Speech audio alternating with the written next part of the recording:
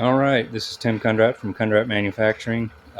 Just wanted to show this crown iron after got it all back together and it's running. Um, been letting it run for a little while just to see if anything's getting hot or any real issues. Everything seems to be fine. I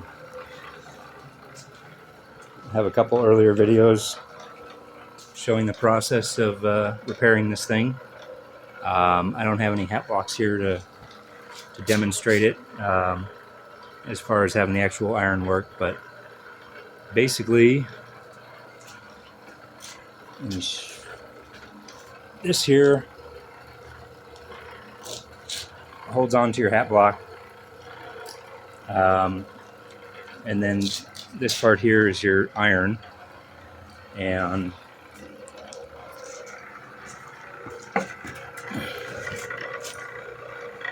right now it's disengaged, so it's able to swing freely. But if I engage this lever here,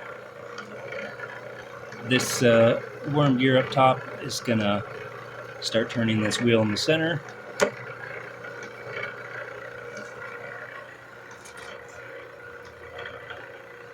And that causes this arm to slowly swing around. You can see better from this angle. And if I had a block on there, I could show you how this would follow the contour of the block itself.